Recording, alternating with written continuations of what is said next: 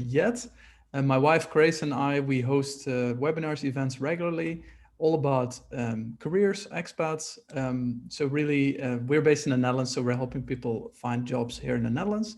And we have really cool guests regularly, of which Deborah is absolutely one of them. Deborah, you will introduce yourself, Deborah, so I won't go into too much detail, but she helps people prepare for their big move abroad and also to settle in when they do arrive, because it's a hugely complex process with a lot of things to watch out for.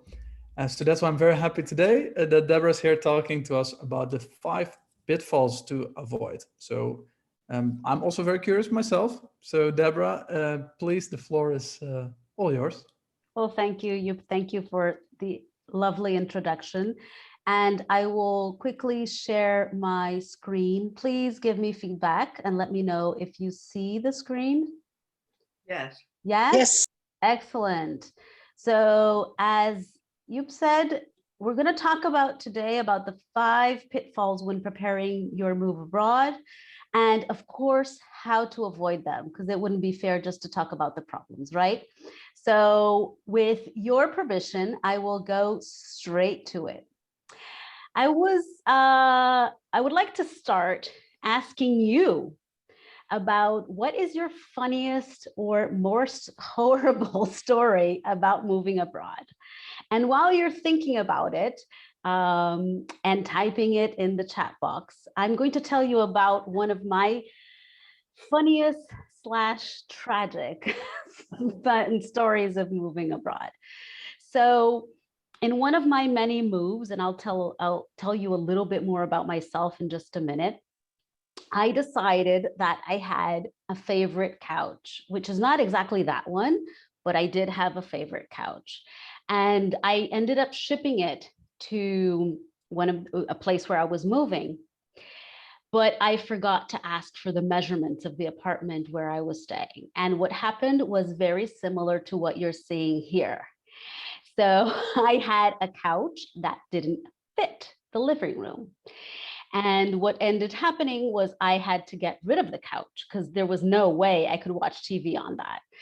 So I ended up spending money to ship the couch, and I sold it for a fraction of what it was worth. And I had to part with a piece of furniture that I really loved. So, and this was one mistake I made, and I'm going to talk about many more today. I'm going to bare my soul today. Do you have any stories about funny, or today I find it funny, but at the time it wasn't funny at all? Do you have any stories you'd like to share? You can use the chat box or you can open your mic, whatever is best. Are you talking about moving in general or moving? Yeah, moving in general, because this is not necessarily about moving abroad, but moving in general.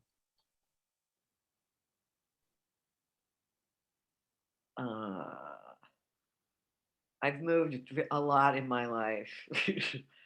Actually, the last time from San Francisco to Oakland, a good relationship with a landlord, paid for the whole month, kept the electricity on so I can go back and forth and get it cleaned. And after 6 years of a lovely relationship, this guy turned into nasty. Oh. I mean, it got so nasty, I couldn't believe it. And it was, I wouldn't talk to him. I wound up talking to his wife. I mean, we left it so easy for them to paint. And so I started charging them by the day to keep my power on. And it's, in a day, the whole 6 years went down the drain. Wow. So we all have a story, don't we? Yeah. Thanks for sharing, Roberta. We all have a story. So today, the idea here is to talk, I'm going to share with you my mistakes about moving abroad specifically. And hopefully you can learn something from these mistakes so you don't make them. So I have a gift for you. If you stay until the end and bear with us until the end, you will get a nice gift. I won't tell you what it is because you'll have to wait, but I promise it's worth it. Was that a good enough a teaser? Or do I need to do more? No, really, it's a thank you for staying on, and it's another resource for you to help you in your process of moving abroad. So you are in the right place. You are in the right webinar. If you decided to move abroad, if you know that there's a lot more to moving abroad than logistics, paperwork, packing, you know it's more complex than that, you're also in the right place. And if you're ready to make your life abroad successful, ta-da, you're in the right place too. Now, this is not for you, I'm sorry to say, if you think you know everything about international relocation. If you think you have everything covered, I'm sorry, this is not the place to be. And also, this is not the place for you if you think that success in moving abroad is just ticking boxes and getting things done. So now you know if you're in the right place or not. Hopefully, we are all in the right place. Now, why does preparing a move abroad even matter? Why is this a thing? So basically, when I started my intercultural psychology journey and being an expat coach, well, I will tell a little bit about in the next slides. I did what any person with a business degree, because I have also a business degree, would do. I looked into reports and stats and the market. And what I found really surprised me. So I got a report from HR Review that said that up to 40% of international assignments fail. Now, the concept of expat failure here means that the person who goes from country A to country B is considered a failure when this person goes back to country A. Now, this is in a corporate setting, okay? So it is relevant for corporate settings, but not only for corporate settings. It's also relevant for any person moving abroad, regardless if they're going within a corporate setting. I even think that this statistic is underestimated if we're what's so-called self-initiated expat. So we decide on our own without a corporate setting to move. Now, what the report also said was that each failure cost the company an average of $300,000. Now, if you're moving on your own outside of a corporate setting, this cost of failure is on you. So it's better to be prepared than to be a statistic. And what the report also said was that 70% of the failed moves are a result of family issues. So either the partner and or the children didn't adjust. Now, these stats were relevant enough for me to see that there is a need to help people in making their move abroad smoother and more purposeful and avoiding certain common mistakes. So that's why I decided to do this. And this is helping people in their move abroad and also this webinar. Now, let me tell you a little bit about me. So who the hell am I to tell you all this, right? I've lived in 5 different countries on 3 continents. The first time I moved, I was 1 year old, and the last time I moved, I was almost 40. I won't tell you my age. So you don't get to do the math. But that is enough to tell you that I have around 4 decades of moving around. So I've moved as a child, I've moved as a teenager, I've moved as a young adult, I've moved as a young professional, as a not so young professional, as a wife, as a mother, you name it. So I know where it hurts, and I've made many mistakes. So much so that when I decided my last move, I moved to Portugal. By the way, I'm originally from Brazil, okay? But I spent my childhood in the States. I moved in 2013 with the burden of a failure, because from 2001 to 2005, I had lived in Portugal and I became one of those 40% we saw. I failed. I went back. I couldn't adjust. I was miserable. I was unhappy. So in 2013, when I moved to Portugal, which is where I am now, I needed to make it work because I moved to get married. I moved for love. That's one of the reasons sometimes we move. And I needed to make it work. So what did I do? I went back to school. I got my master's in intercultural psychology, and I decided to understand what makes a cultural transition successful. What do you need to do to make it work? What are the most common mistakes? What are the psychological processes we go through? So I helped myself a lot. It helped me a lot to understand the internal processes, and so much so that I decided to help other people. And I got my coaching certification.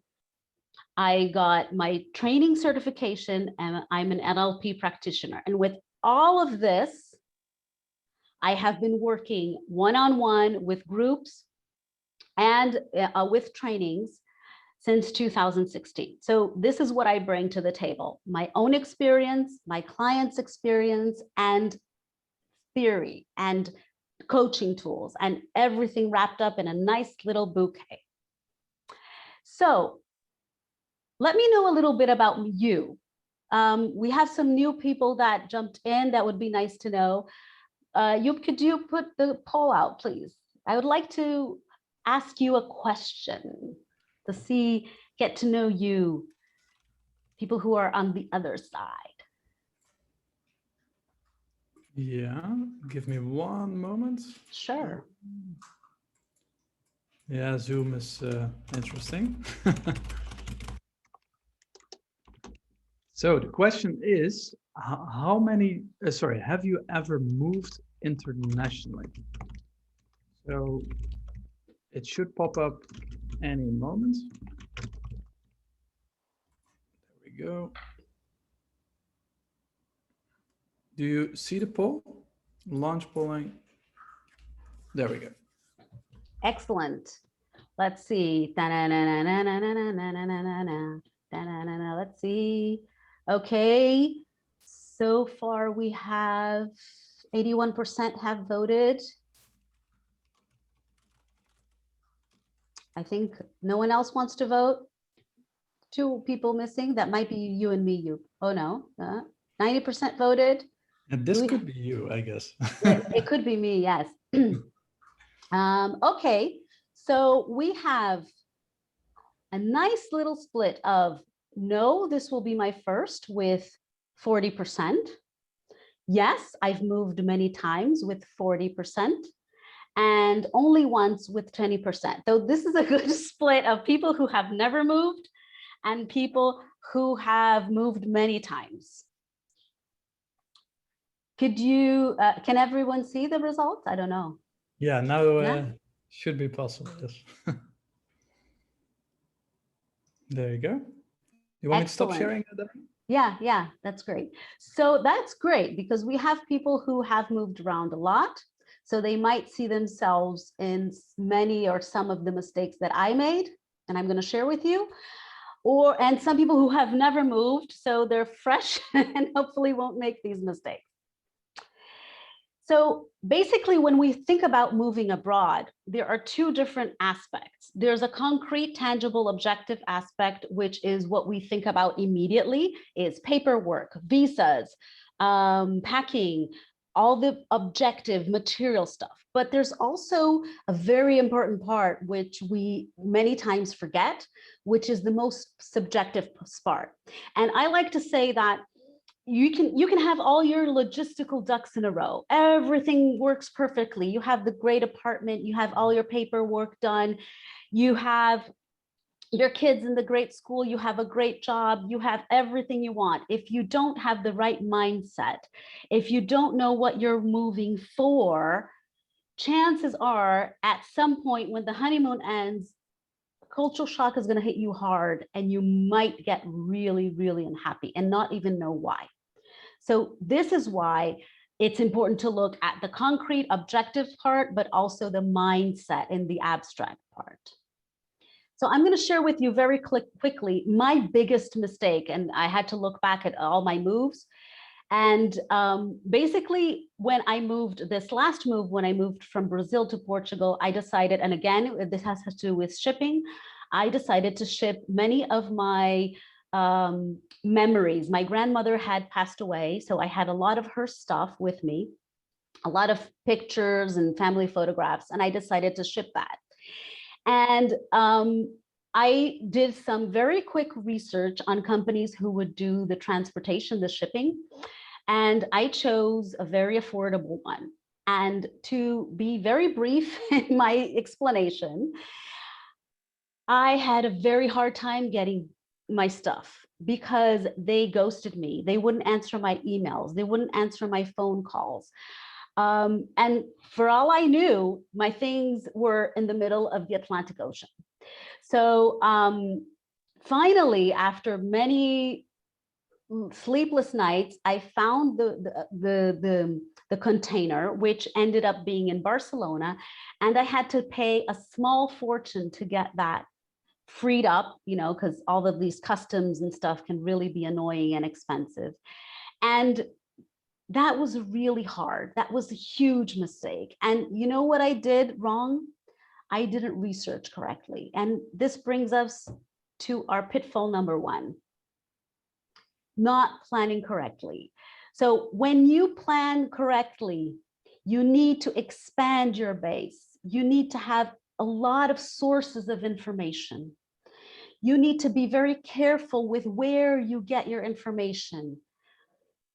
Also, it's very important to be mindful of confirmation bias. So if you don't know what confirmation bias is, I'll explain it to you. It is a cognitive bias that we all have it as humans, where we tend to absorb and retain information that confirms what we already believe in.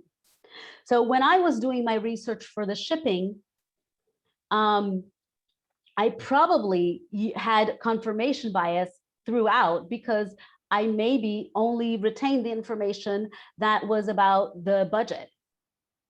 I really didn't look into reviews or other people telling me about shipping companies. And, you know, if you want to know the end of the story, I did get my stuff back, but I paid a small fortune. So when you're planning, expand your base, beware of confirmation bias, and first the how and then the what. So how are you going to research and define them, what you're going to research? How are you going to do that and be very clear of what you're going to do? So not planning correctly and being a hostage of confirmation bias and not having a very broad source of research is pitfall number one. We will have time for questions and answers in the end. So if you have any questions about this, we can deal with them in the end. Does this make sense to you? Give me feedback. Yes? Let me see your... Okay, so many of you have your videos on. So you can put in the chat box, yes, makes sense, great. If it doesn't, please tell me. Pitfall number two. So this pitfall has to do with focusing on the why instead of the what for, and I'll explain. Basically, when you decide to move, you know why, right? There are a lot of logical reasons. And what people are going to ask you is like, why do you want to move? Why are you moving? But have you asked yourself, what do you want to move for? And this is a subtle difference, but it's very important. Because when you know what you want to move for, you know what you want to accomplish, you know what you want to gain, and you turn something that might be negative into something positive. I'm going to give you an example. Many of my fellow Brazilians decide to leave Brazil because of urban violence. It's not new to anyone. Just open the newspaper, you can see that there's violence in Brazil. So they tell me, I want to move from Brazil because it's very violent. And I asked them, well, what do you want to move for? What do you want to accomplish with the move? And sometimes they have a hard time, but basically they come to the conclusion that they want to move for a more peaceful and safe life. Now, the naive observer will say, well, that's the same thing. It's not. When you look at something from the positive view, you are more likely to accomplish exactly that. So it's really important to focus on what you want to accomplish with the move, as well as your why, of course, that we always have. But think about what you want to move for. And you might have not thought of this, so this is a good time to think about it. Does this make sense? I like getting feedback. Does this resonate?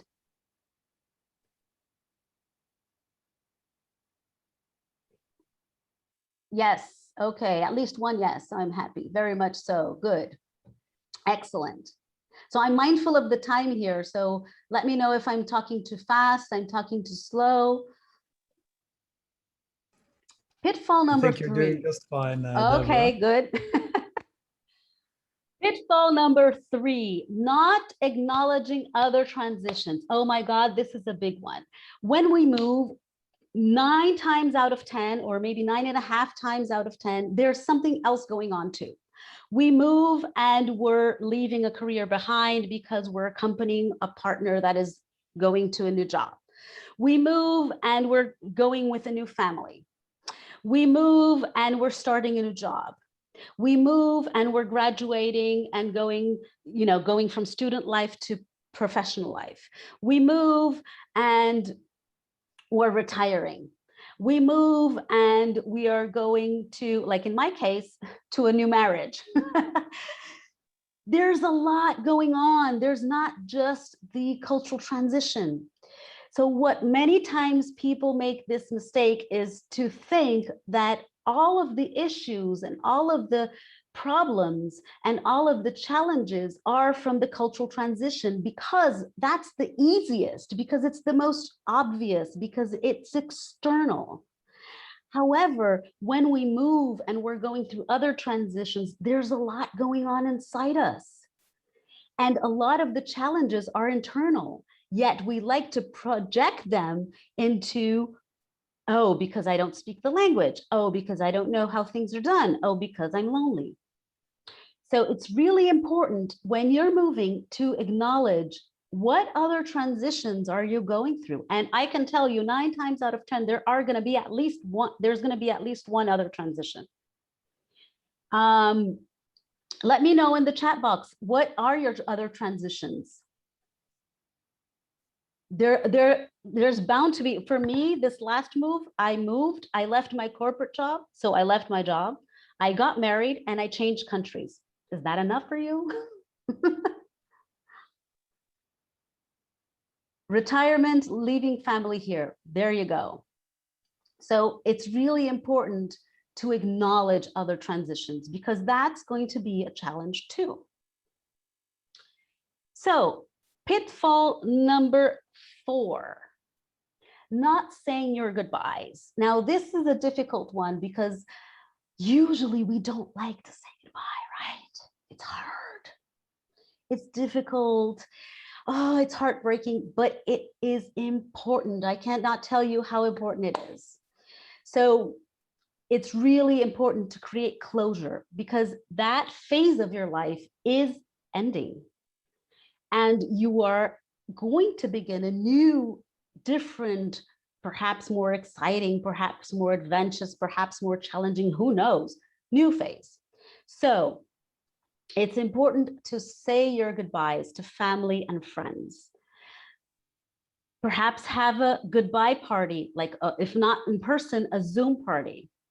One thing that I like to suggest is to give people goodbye gifts. And you don't have to spend money on this. You can do it yourself. It can be just a card or a note, something that really comes from your heart. But it's a token that represents, that symbolizes your friendship, your relationship, because you can't change the fact that things are going to change. And it's really important to acknowledge that. And the next one here is something that sometimes people really forget, but I did this when I left Brazil. Say goodbye to your favorite places and foods. So we all have that favorite cafe, that park where we took our child for the first time on the slide, or that restaurant where we always have our birthday parties, or that bar where we used to go for happy hours after work.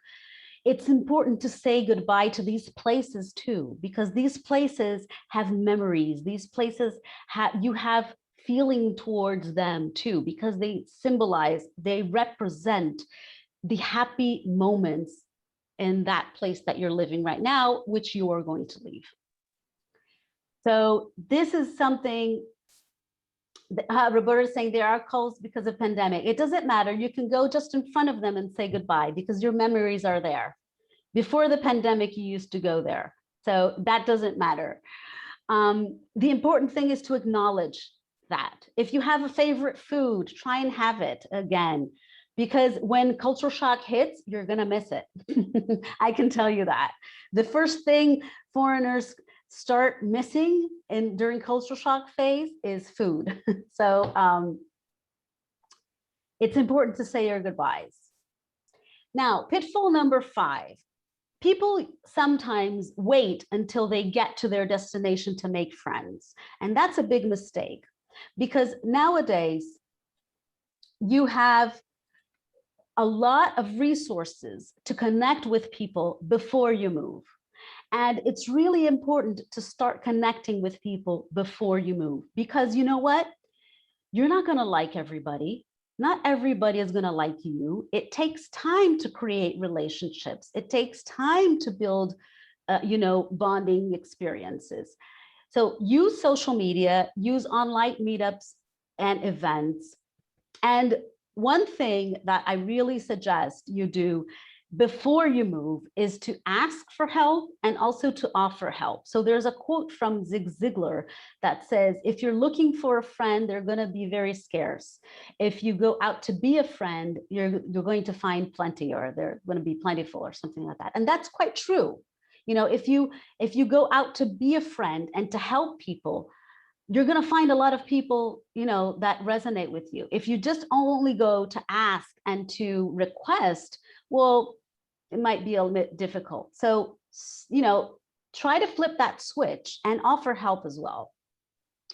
This one is really interesting. I suggest that you befriend the unfamiliar. So challenge yourself to talk to people and connect to people, which you wouldn't normally do in your home country. So let's say you are a very outdoorsy person. You like hiking, you like nature. Challenge yourself to connect with groups or with people that might be more, I don't know, a book club or something more introvert. Because sometimes we limit ourselves in the opportunities of having connections because we preconceive what people are going to be like. And this is a good chance, since you're moving anyway, to be open to something that you might have not tried in your home country. And one last thing regarding friendships is it's quite important for the first 1 or 2 weeks when you arrive in the new country to have key people that you can go to. And you'll only be able to create the relationship with these key people if you connect before. And what are these key people going to do? They are going to help you settle in. They're going to answer your most basic questions like, can I drink tap water? Where do I get whatever? What are the business hours of pharmacies and drugstores? These simple day-to-day things that can take a long time to figure out in a country. If you have key people that you already know and you already connect with, they can help you out. Does this make sense?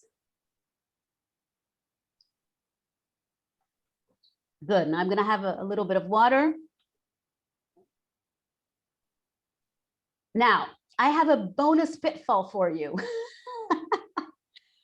Is this bonus pitfall is letting overwhelm get the best of you. Okay, raise your hand if you've ever felt overwhelmed with all of the things you need to do when you're moving. So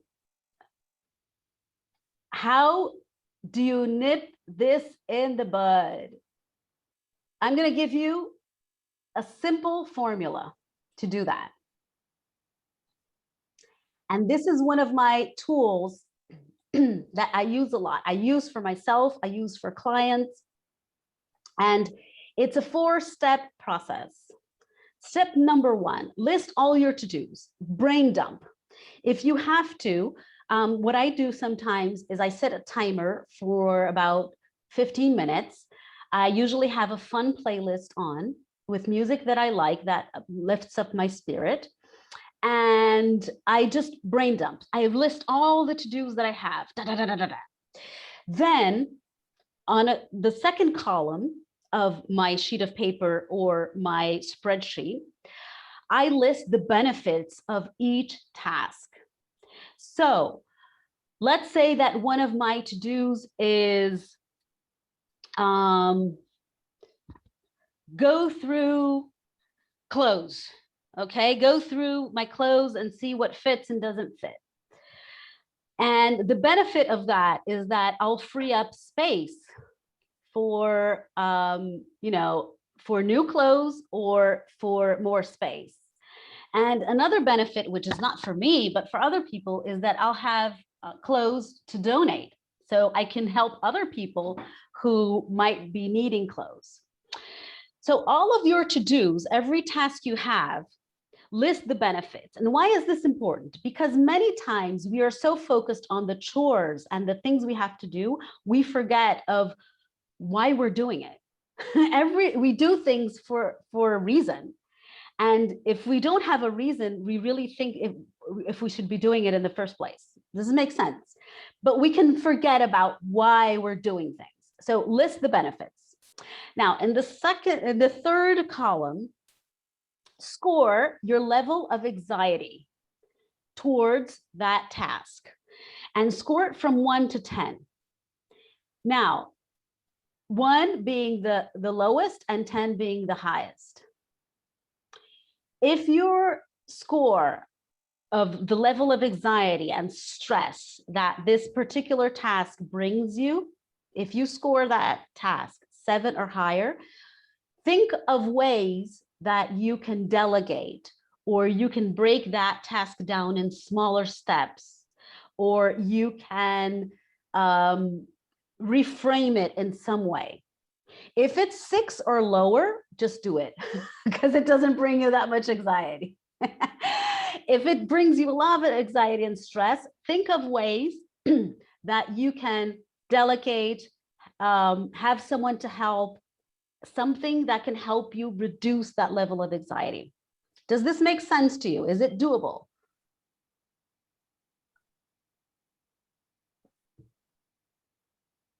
Okay. So this is a tool that I use, that my clients use, and usually it is a game changer because you start thinking of your tasks and your the things that you need to do when you're moving abroad, which are quite a few, in a different perspective.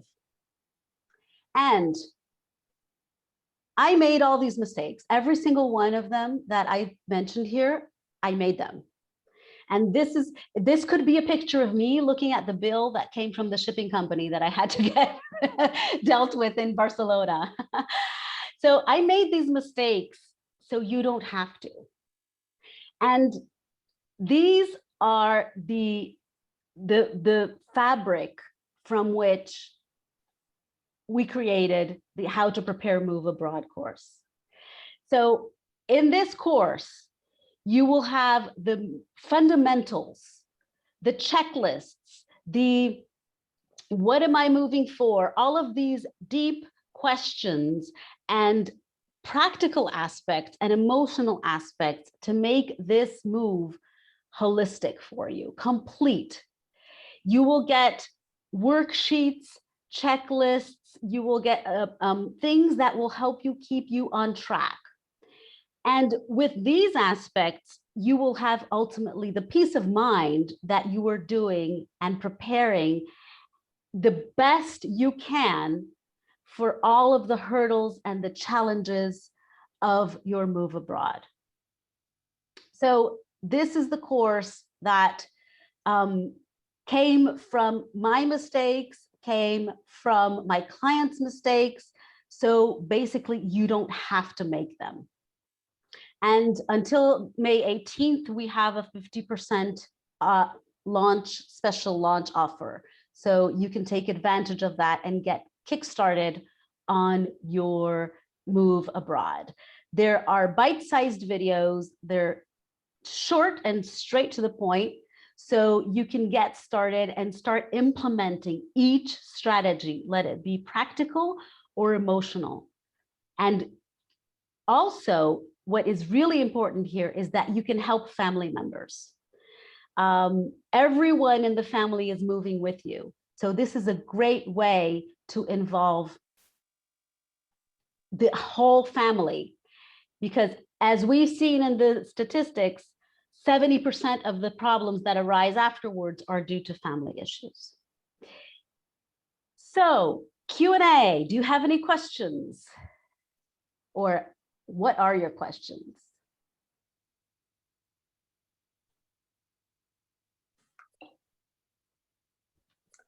First of all, how do we get onto your offer? There's a link. You just posted the link. Thank you so much for your question. I don't know who asked it. I'm so sorry. I'm sorry. I'm on my iPad and I don't even know how to use it. So. Oh, that's okay. That's okay. So the link, you just posted the link on the chat box. It should be the last entry in the chat box. Is it visible, Clarissa? Yes, this is Clarissa. Oh, great. Oh, hi, Clarissa. I know who you are. Okay, I see it. Okay, good. Will this chat remain after the call? The chat box? No, but I will send an email afterwards, which does include a link to the course. Perfect. Thank you so much. Yeah. And also, my thing is, I'm not really moving for, and like I don't really have a why besides it's more peaceful in Europe than it is in America.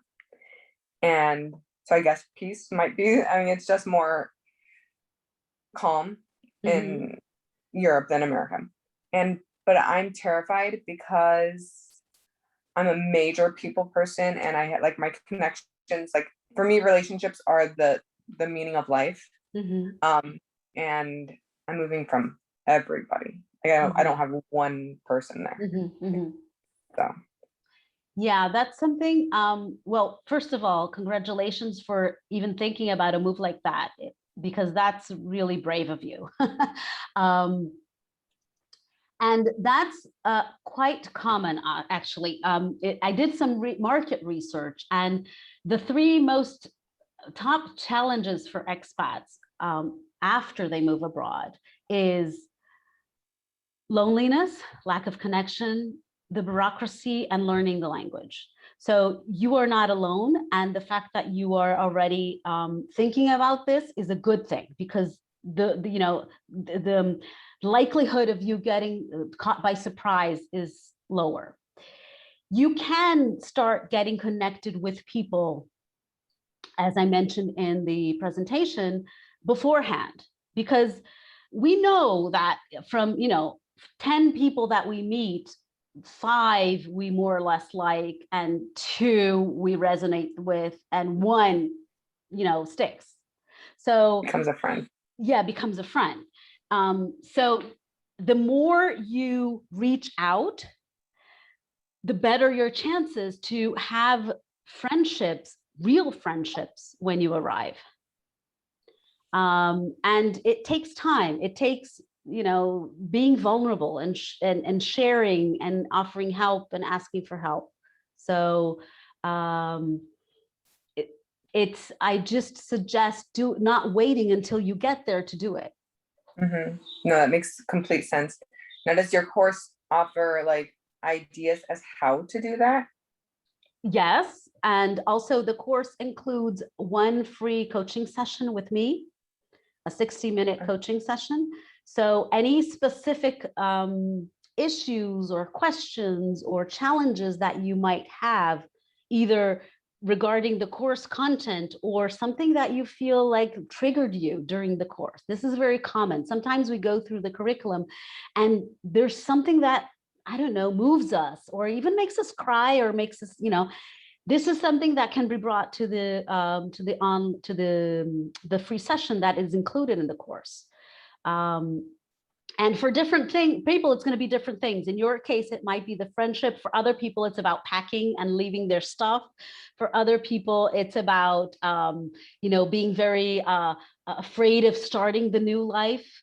So each person has their ickiness or their something that gets them stuck. It's completely normal. So the course also has that, and you can take total advantage of that free session and go a little bit deeper. It's a 60-minute session and you can go deeper into these specific issues and even think about, with the content of the course and the free session, of a specific strategy for you that makes sense for you. Great, that sounds very promising. Thank you. Thank you. More questions?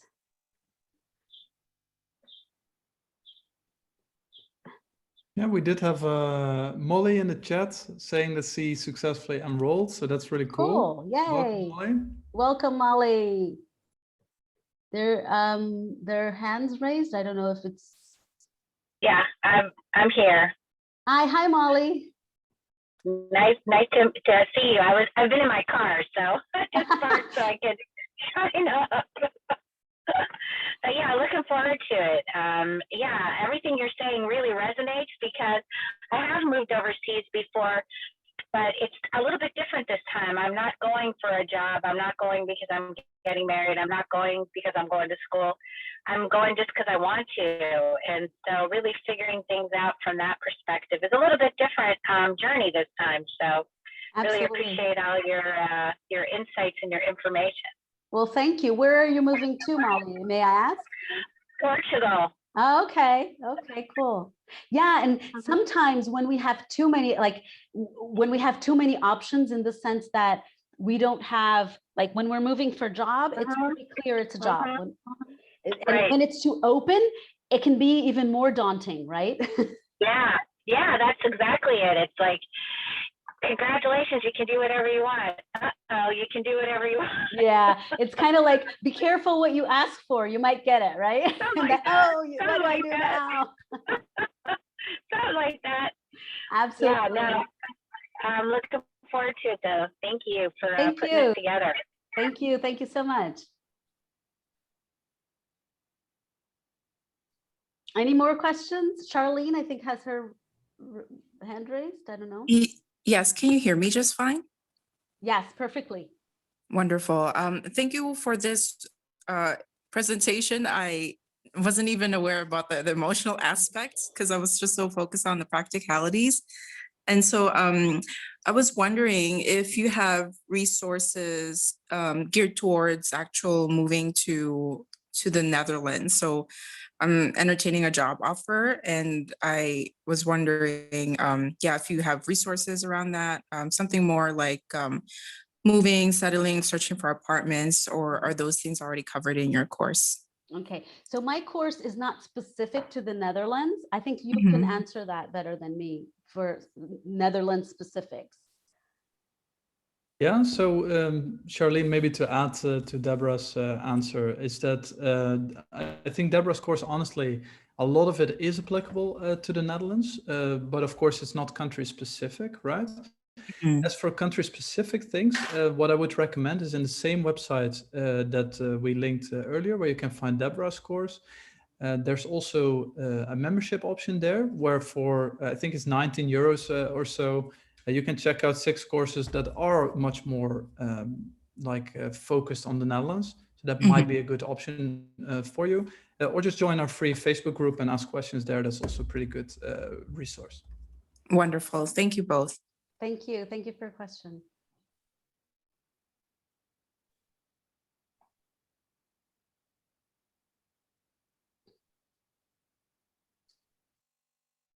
More questions? There's someone. I think Jane has a question in the chat. Yeah. So Jane says, I get overwhelmed by the amount of misinformation out there. People just spout BS and social about financial to-dos and finding reliable sources.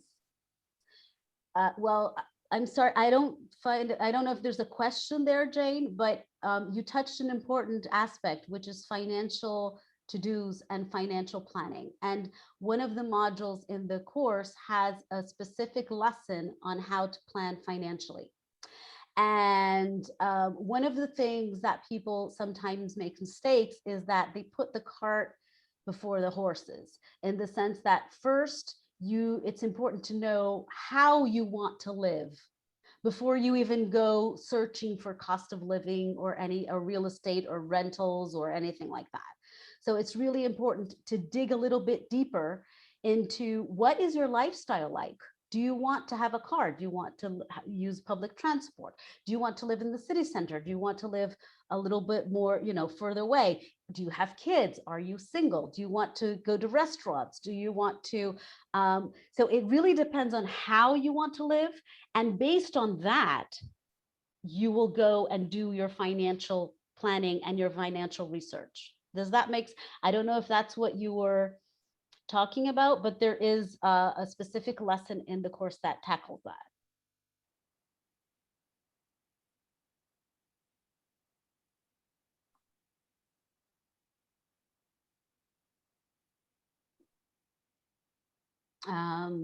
Not sure.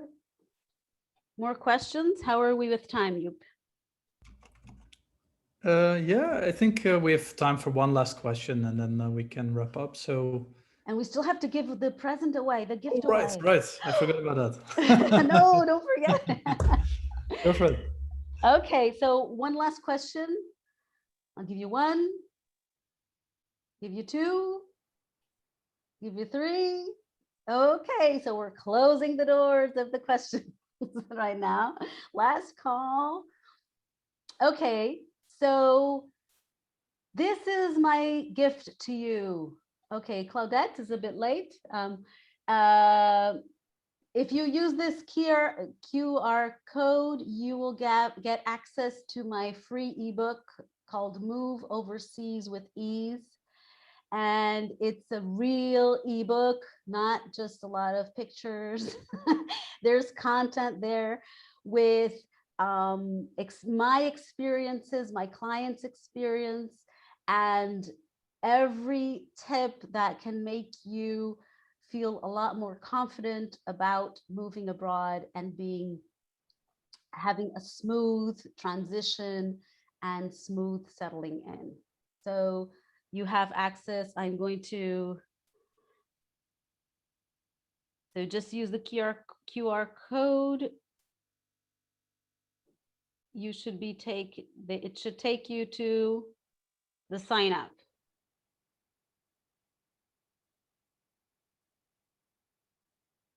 Yep, there you go.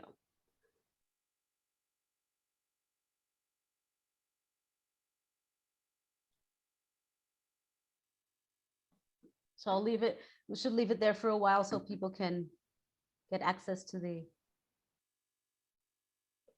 Any final comments, ladies and gentlemen?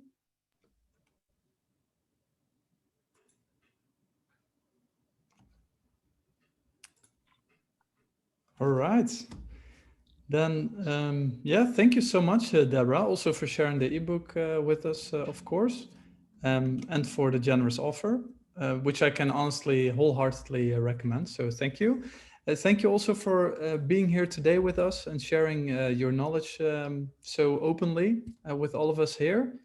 I think I speak on behalf of everyone that we really appreciate that. And I can definitely see in the chat as well that that's the case.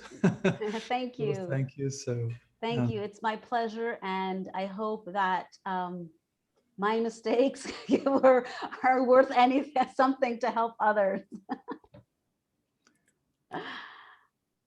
Okay, and then I also want to take a moment the other way to thank everyone who came here today from our audience, who chose to spend your Friday afternoon with us. We really appreciate it, both Deborah and me.